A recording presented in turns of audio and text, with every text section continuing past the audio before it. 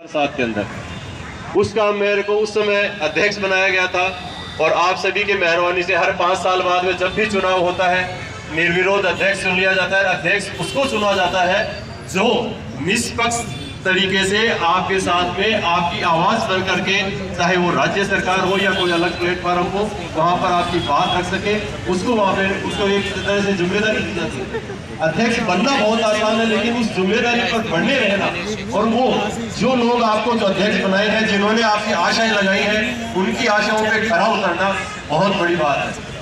2007 के अंदर जब हमारी एसोसिएशन बनी, दोबारा चुनाव आयोग ने ये घोषणा कर दी कि चुनाव आ रहे हैं, गाड़ियां पकड़ने का वही सिस्टम चालू रहा, चाहे बस हो चाहे कार हो, ऑटो रिक्शा हो, जो भी था उनको मिलता था उसको जब्त कर लेते थे। सबसे पहले हमने आंदोलन किया भवानी निकेतन में, जहाँ पर की सबसे ज्यादा वो जो चुनाव के अंदर गाड़ियां पकड़ी जाती थी वहां पर ले जाके उनको खड़ा किया जाता था। हमने वहां पर आंदोलन चालू किया।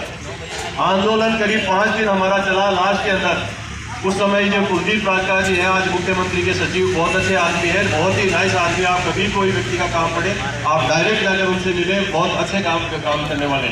उन्होंने उस समय वहां पर हमारी मांगे, वो हमारी बात सुनी। हमने उनके सामने हमारी बातें रखी कि 24 घंटे के आप लोग, उसमें लिखा आता था जो पर्चा चुनाव आयोग का आता था उसमें मोटरयान ऑब्लिक बैलगाड़ी, कहने का मतलब कि आपकी 18 या 20 लाख की गाड़ी को बैलगाड़ी का कैटेगरी का दर्जा दिया जा रहा था। हमने जब उनके सामने पूरी बातें रखी कि जो 15-20 हजार रुपए किस्त जा रही है, परिवार का पालन पोषण कर रहा है, उस व्यक्ति के सामने मरने की नौबत आ गई तो क्या करें। राज्य सरकार के सामने उन्होंने बात रखी और उस समय बाद में करीब 5 साल बाद में जब दोबारा चुनाव आया तो हमने वो मांगे मनवाई। और आज हमारे जो टैक्सी लाइन से या जो भी बस मालिक है उनसे जुड़े हुए व्यक्ति है, वह खुद जाकर के, उस समय तो प्रशासन को अपना तंत्र लगाना पड़ता था, ट्रैफिक पुलिस लगाते थे, थानों को कहते थे और परिवहन विभाग का दस्ता लगाना पड़ता था। लेकिन यह नौबत हम सब ने आप सभी की और जो हमारे साथी थे उनके मिलने की वजह से हुआ, ताकत की वजह से हुआ कि आज हम खुद चला करके जाके दे रहे हैं गाड़ियां, क्योंकि आज 1000 लेके करीब 4500 तक उनको पेमेंट मिलता है 24 घंटे के। उसके बाद में एक बात आई कि जो चुनाव कराने के लिए मान लो ड्राइवर बंधु जा रहा है, अगर उसके साथ में कोई हादसा हो जाता है तो उसका जिम्मेदार कौन। चुनाव कराने के लिए जो सरकारी कर्मचारी जा रहे हैं उनको तो आप मुआवजा दो देंगे, उसके जगह उसके अगर हादसा हो जाता है, वो मर जाता है, उसके पीड़ित परिवार को कोई ना कोई नौकरी मिल जाएगी। लेकिन ड्राइवर बंधु की सिक्योरिटी कौन लेता है।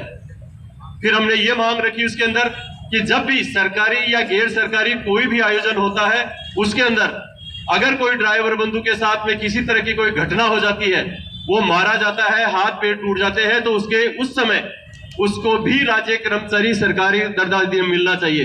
राज्य सरकारी जो कर्मचारी उसका दर्जा मिलना चाहिए, क्योंकि वह चुनाव संपूर्ण कराने में अहम भूमिका निभा रहा है। तो वो भी सिर्फ सरकार ने मानी और उनको 20 लाख रुपए मुआवजे की मांग हमने रखी थी। सरकार ने 20 लाख रुपए मान भी लिए। वो अब जब भी कोई ऐसे आंदोलन होते हैं, वहां पर ड्राइवर के खाने पीने की व्यवस्था नहीं थी। उसके लिए भी ये ड्राइवर यूनियन से महिपाल सिंह जी, ये इनके अध्यक्ष हैं, बैठे, हम सब ने मिलकर के फिर संघर्ष किया। ड्राइवर जब वहां पर जाता है तो उसके खाने पीने की कोई व्यवस्था नहीं होती, वो कहां सोएगा, क्या खाएगा, क्या नहीं करेगा, ऐसे अनोखे मांगे थी। एयरपोर्ट के अंदर भी ऐसा आमजन के लिए एक मुद्दा चला। एयरपोर्ट के ऊपर जैसे ही गाड़ी एंट्री होती थी, 5 मिनट का एंट्री करते ही 50 रुपए ले लेते थे। यह आंदोलन भी हमने 6 दिन तक एयरपोर्ट का जाम किया। एयरपोर्ट के अंदर कोई गाड़ी नहीं जानी थी, चाहे कोई मंत्री हो चाहे कोई वीआईपी हो, उनको बाहर ही गाड़ियां रोके और पैदल जाने दिया। लास्ट में वहां पे 6 मिनट वो 5 मिनट को बढ़ा करके 9 मिनट किया गया। आप गाड़ी अगर एक अंदर जाके राउंड लेके आते हो तो भी 5 मिनट हो जाता है। तो आमजन के साथ में लूट थी। ऐसी लूटें हर व्यक्ति के साथ में हो रही है। और जो आज ये मुद्दा लेकर के आप लोगों ने सम्मेलन बुलाया है, मैं धन्यवाद देना चाहूंगा जिन्होंने भी आयोजनकर्ताओं ने, कि आप सबको एक मंच पे लेके आए हो और आप लोगों की जो पीड़ा है वह वास्तव में, जैसे हम अभी चर्चा कर रहे थे ड्राइवर बंधुओं की, आप लोग भी अपनी जान हथेली पर लेकर के, जैसे जोमेटो वाले हैं, आपको कह दिया जाता है टाइम फिक्स होता है कोई भी कि इतने समय में आपको डिलीवरी देनी ही देनी है। अगर उस व्यक्ति के साथ में कोई दुर्घटना हो जाती है तो उसके जिम्मेदार कौन है। वो कंपनी तो नहीं है ना, ये हमारा एम्प्लॉय प्राइवेट है, ये तो उससे हमारे क्या लेना देना कैसे नहीं है, लेना देना करना पड़ेगा। अगर आप लोग ऐसे ही, आज पूरे भारतवर्ष के अंदर अभी मेरे को पता चला कि ऐसा बोर्ड बना हुआ ही नहीं है, पूरे भारत में नहीं है, बड़े देश, ये शर्म की बात है। आज 20 करोड़ के लगभग ट्रांसपोर्ट लाइन से जुड़े हुए पूरे भारत के अंदर मैं आपको बताऊं 20 करोड़ संख्या है। हमने दिल्ली में भी 2-3 बार जंतर मंतर पे धरना दिया और मांग रखी, राज्य सरकार से भी ये मांग रखी कि अगर 20 करोड़ ट्रांसपोर्टर और ड्राइवर बंधु अगर एक साथ एक दिन के लिए भी चक्का जाम कर देना तो पूरा भारत बंद हो जाए। क्योंकि ड्राइवर है जो उनको विधानसभा से भी लेके आता है, वो घर पे भी छोड़ता है, वो ऑफिस भी लेके जाता है अधिकारियों से, लेकिन उनका शोषण कितना होता है, शोषण के बारे में कोई चर्चा नहीं करता। आप लोगों का भी शोषण हो रहा है, इसके लिए एक बोर्ड का गठन की मांग आज लोग यहाँ पे करने के लिए इकट्ठे हुए। चर्चाएं आगे बहुत होती रहेंगी, मांगे आपकी जायज है, और इस बोर्ड का गठन होने से आप लोगों के परिवारों को एक संबल मिलेगा। आज अगर विदेशों की हम बात करते हैं तो इस बोर्ड के अंदर इतना पैसा आता है, इतना पैसा आता है कि आपके एक अलग से व्यवस्था हो जाती है। सब कुछ बच्चों की पढ़ाई की है, स्कूल की है, हॉस्पिटल की है, रहने खाने की सारी सुविधा आपका उसमें अंशदान तो देना पड़ेगा। जो आज कंपनियों का ओला उबर कंपनियों में आपने गाड़ी अटैच कर रखी है, आपका शोषण इतना ज्यादा हो रहा है, 30 से 35% वो आपसे ले रहे हैं। उन्होंने किया क्या, एक ऐप बनाया है, ऐप के माध्यम से आपको रोजगार मिल रहा है, लेकिन उस पर एक नियंत्रण होना चाहिए, जिसमें ये पॉइंट लिखा गया है ना कि उन कंपनियों के ऊपर एक लगाम लगानी चाहिए। आप 30-35% कमीशन ले रहे हो, एक ऐप ही तो बनाया है ना आपने, एक दे रहे हो, लेकिन ये शोषण बंद होना चाहिए।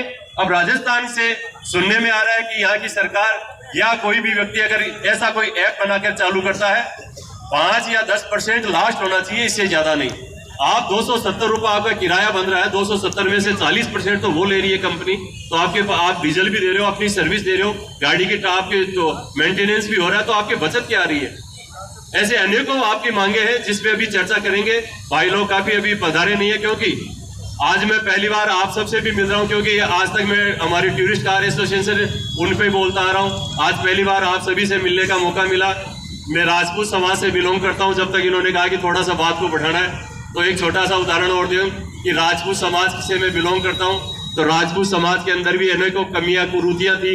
उनके ऊपर एक मुहिम मैंने चला रखी है, क्षत्रिय दहेज विरोधी संघ के नाम से, और भारतवर्ष के अंदर घूम घूम के हम प्रचार कर रहे हैं कि बेटी से जब बेटी के पिता जब रिश्ता करने जाते हैं तो उनके सामने एक शब्द रख दिया जाता है, डिमांड शब्द, कि हमारे बेटे के 11 लाख 21 लाख गाड़ी घोड़े वगैरह वगैरह दोगे अगर सरकारी जॉब में है या प्राइवेट अच्छे जॉब में है।